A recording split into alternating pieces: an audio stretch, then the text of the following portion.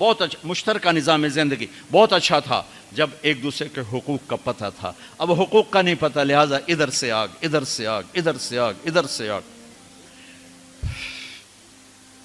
میں سر درد کا مریض ہوں، تھوڑی تھکاوٹ ہو شروع ہو جاتا، فاقہ شروع ہو جاتا، تو میں روزے رکھنے کے لیے مری چلا جاتا ہوں کہ بھئی چلو کوئی ٹھنڈک، روزے کا لمبا ہونا اور ٹھنڈک شاید اس کو کچھ وہ بیلنس کر دیتا ہے. تو میں کچھ 3-4 روزے پھر بھی چھوٹ جاتے ہیں لیکن اکثر پورے ہو جاتے ہیں.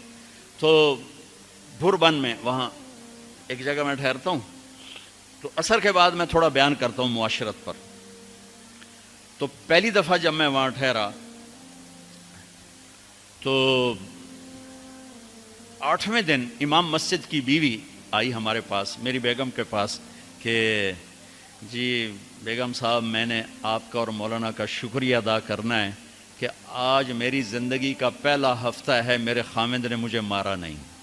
پہلا ہفتہ امام مسجد، امام مصلی پہ کھڑے ہونے والے، کہا پہلا زندگی کا ہفتہ ہے میرے خامند نے مجھے مارا نہیں، ورنہ میری ہر دوسرے دن پٹائی ہوتی تھی. اور 10ویں دن امام صاحب خود آ گئے، کہا مولانا صاحب ہمیں پتہ ہی نہیں تھا زندگی کیسے گزار، ہمارے جو ماحول میں تھا ہم وہی کر رہے تھے. کہ میرے بہنوئی نے میری بہن کی ایک دفعہ ٹانگ توڑی، ایک دفعہ بازو توڑا، اور عالم دین ہے، عالم دین ہے. ہمیں کسی نے یہ بتایا نہیں تھا، ہم نے زندگی میں پہلی دفعہ یہ باتیں آپ کے منہ سے سنی کہ زندگی کیسے گزار. تو فرحان کی زندگی فتوے سے نہیں چلے گی کہ میں مفتی نعیم کا بیٹا ہوں، یہ تو حسن اخلاق سے چلے گی، میٹھے بول سے چلے گی. میرے نبی حضرت عائشہ کو لقمے بنا کے کھلاتے تھے، کوئی اظہار عشق تھا، اللہ کی قسم اظہار تعلیم تھا، تعلیم تھی. سکھایا کہ زندگی گزارنی کیسے. ان کو آٹا گوندھ کے دیتے تھے، چونکہ ابھی شروع میں ان کو آٹا گوندنا نہیں آتا تھا، تو آٹا گوندھ کے دیتے تھے.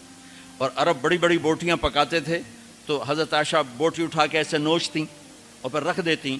تو اللہ کے نبی بوٹی اٹھا کر جہاں سے حضرت عائشہ نے نوچا ہوتا تھا وہاں سے نوچ نوچ کے دکھا کے کھاتے تھے. میرے رب کی قسم اظہار یہ ہمیں تعلیم دی ہے کہ زندگی کیسے گزاریں. پھر بڑے بڑے پیالے ہوتے تھے پانی پینے کے، چھوٹے گلاس نہیں.